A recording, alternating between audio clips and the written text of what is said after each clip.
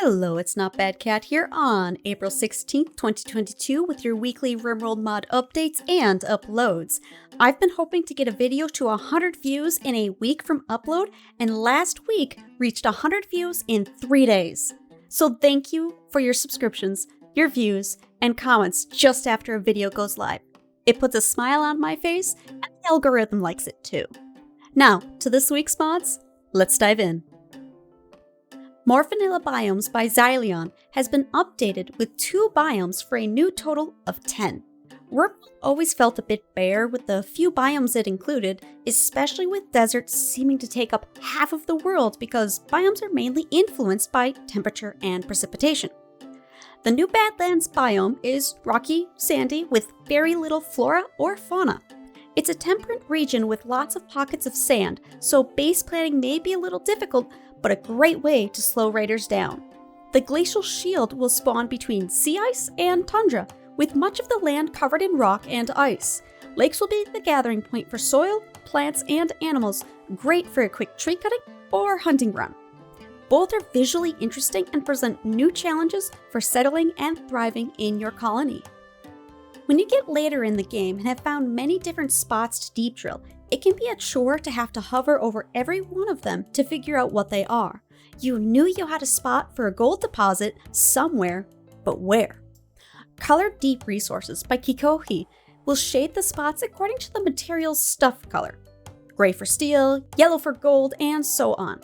Change the color opacity in the settings to make them easier to see at a glance. Ursine of the Rim by Headset 479 adds 5 different races of bear and their tribes to cover your Rimworld. Strong and tough, you don't want to make an enemy of any of them. Each bear race has a chance of having the brawler trait. Polar bears might have tough, brown bears may have industrious or ascetic, pandas might be slow, a quick sleeper, or have bloodlust. Luna bears might be industrious or night owl, and cave bears might be undergrounders. They seem like colonists you might want to have. Want to make sure your base is fixed up after a raid? Damage Overlay by Kathanon will let you see how damaged a structure or building might be.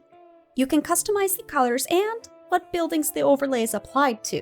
Super helpful, especially if you have raiders or insectoids attacking from all angles. Verbosemoth came up with the idea, and TrahsPanda has made it a reality in the mod Verbosemoth's Slothkins. These sloths are a humanoid version of the mega sloths. Though sloth is in their name, these guys are faster than humans. They don't have a faction of their own, but you might see them as part of other factions. They're a little bit stronger and also come equipped with claws.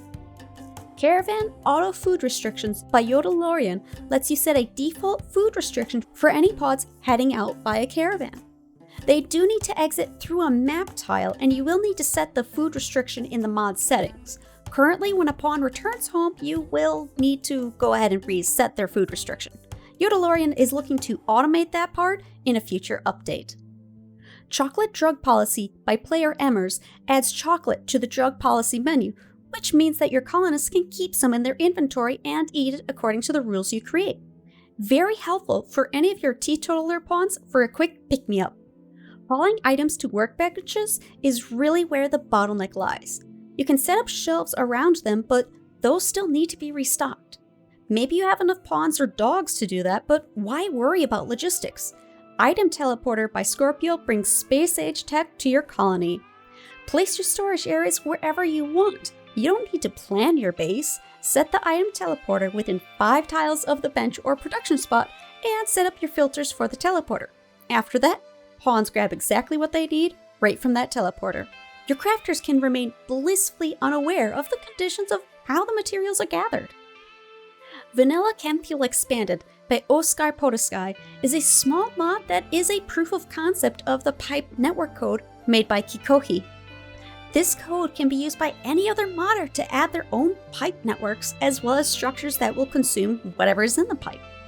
Unfortunately, it does seem people are angry that the Vanilla Expanded team created something similar to the popular Dubs Ribbenfeller.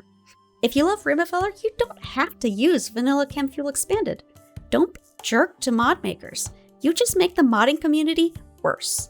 But others might like this version of oil drilling better since it focuses on oil only, no plastic. The mod adds Deep Chem, which can be pumped up, travel through deep chem pipes, and into a refinery where it can be made into Chemfuel. You can also create a network of Chemfuel pipes and tanks that can be connected to fuel-powered structures so you no longer need to refuel them. I'm excited about the potential of the pipe framework. What kind of mod do you think could be made with it? Think beyond physical pipes. What could be connected together? Let me know in the comments. That wraps up the mod updates and uploads for this week of April 16th, 2022. If you're interested in any of these mods, you can find links to them in my description. And if you enjoyed the video, give it a like and subscribe so you don't miss next week's episode. I'm Not Bad Cat, and I'll see you next week.